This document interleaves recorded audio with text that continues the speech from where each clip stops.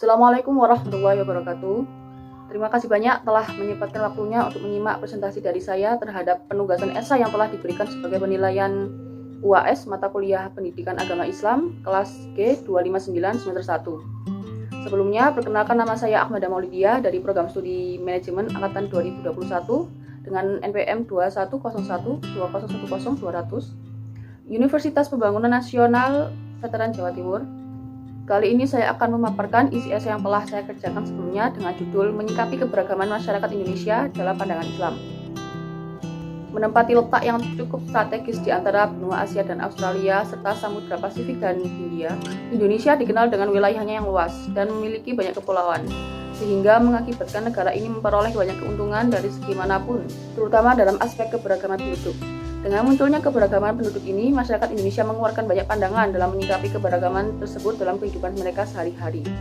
Pada dasarnya, warga Indonesia hidup dalam masyarakat yang mempunyai latar belakang tidak sama, seperti perbedaan dalam memiliki pandangan hidup, pemegangan prinsip yang menciptakan banyaknya pemikiran, perbedaan dari segi ekonomi, sosial, suku budaya, tradisi, ras, serta agama yang berbeda.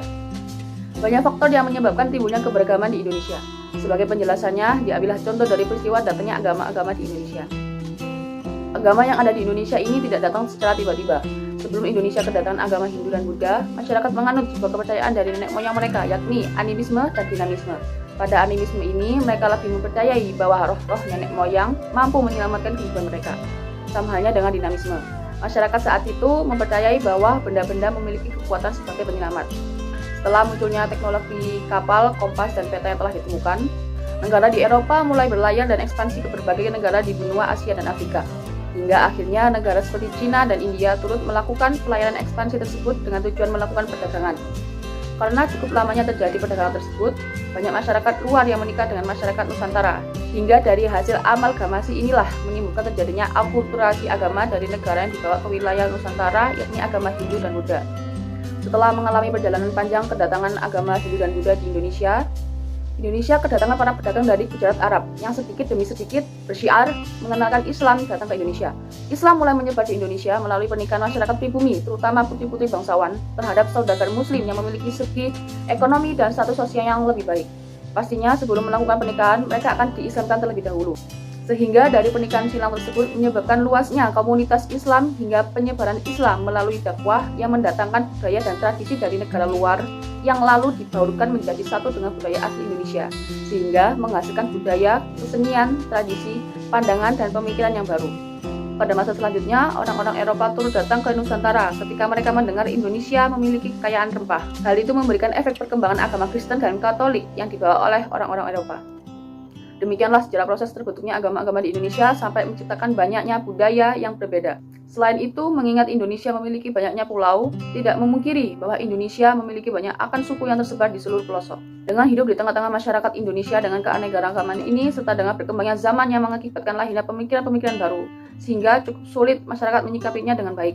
Tidak menutup fakta bahwa nilai-nilai leluhur Indonesia dari segi adab atau pemegangan pedoman kita Pancasila saat ini mulai luntur dengan masuknya pemikiran-pemikiran baru dari negara luar. Lantas, bagaimana kita sebagai umat Islam yang berdiri di negara memiliki kekayaan keragaman ini menyikapi hal tersebut?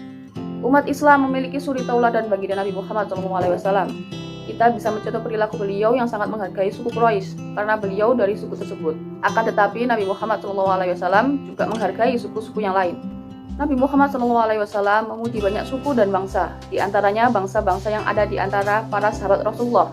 Seperti contoh, Nabi Muhammad SAW memuji bangsa Yaman, bahwa orang Yaman merupakan penduduk yang ahli amanah. Dengan memiliki makna lain, masyarakat zaman bangsa Yaman adalah orang yang sangat lembut hatinya, memiliki keramahan dalam wajahnya, lembut akhlaknya, dan memang seperti itulah karakter orang Yaman. Nabi Muhammad SAW memuji dalam arti beliau dapat melihat sisi positif dari suatu bangsa, tidak membenturkan bangsa satu dengan bangsa lain, dan meninggalkan rasa nasionalis. Nabi Muhammad SAW memberitahu kepada kita bahwa semakin memegang teguh Islamiyah seseorang muslim, semakin kuat juga rasa nasionalismenya. Sehingga Rasulullah membangkitkan sifat nasionalisme kebangsaan tersebut dengan mengambil satu karakter dominan dari suatu bangsa tersebut. Semua bangsa yang pernah beliau temui memiliki keistimewaan. Dari suku atau bangsa itu sendiri dihargai dan dimuliakan oleh Nabi dengan nasionalisme yang ada pada diri mereka masing-masing. Hal tersebut semua terangkum pada surah Al-Hujurat ayat ke-13 yang memiliki pesan pokok. Wahai manusia, Allah SWT tidak mengucapkan wahai orang beriman. Sesungguhnya kami telah menciptakan kalian dari laki-laki dan perempuan, yaitu Adam dan Hawa, dan menjadikannya kalian hidup berbangsa-bangsa dan bersuku-suku, supaya mengenal satu sama lain. Sesungguhnya manusia yang paling mulia di antara kalian adalah orang-orang yang paling bertakwa di sisi Allah SWT. Indonesia sangat memerlukan pesan ayat tersebut sebagai moto nasionalisme kita, karena Indonesia kaya dengan akan sungguh.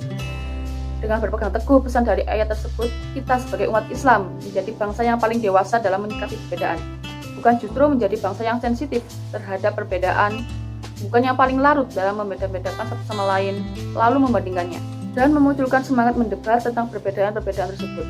Sebagai bangsa yang paling kaya akan keragaman, kita seharusnya bangga juga bersyukur atas pemberian nikmat dari Allah SWT. Mulai dari Sabang sampai Merauke, kita akan menemukan suku-suku yang luar biasa dengan keistimewaan. Meskipun memang terdapat budaya bahkan pemikirannya berbeda dengan pandangan Islam, kita sebagai umat Islam yang berintelektual harus pandai memilih mana yang patut untuk digugu dan ditiru, dan mana yang untuk hanya sekedar dihargai untuk menjaga ikatan saudara yang berbangsa satu. Kita bisa mengambil sisi positifnya, seperti saat Nabi Muhammad SAW melihat positifnya kesukuan yang ada di antara para sahabat, tetapi tidak pernah mencoba untuk menghilangkan semua suku yang ada, sekalipun suku yang dianggap melenceng dari ajaran Islam. Namun pasti memiliki setidaknya satu sisi positif dari suku atau bangsa tersebut. Sehingga kita juga harus meneladani sikap beliau dan mengimplementasikannya di kehidupan sehari-hari sebagai warga Indonesia. Kita harus bisa memetik sisi positif dari perbedaan itu, dan jadikan hal tersebut untuk membuat kita saling mengenal, mengakui kelebihan yang lain. Dengan seperti itulah Indonesia benar-benar layak menjadi negara yang telah Allah SWT berikan anugerah dan nikmat kemerdekaan. Bukan semakin membahas dan mendebatkan kontradiksi antara Islam dengan nasionalisme. Sekian yang bisa saya sampaikan. Jika ada salah dalam tutur kata, mohon dimaafkan. Wassalamualaikum warahmatullahi wabarakatuh.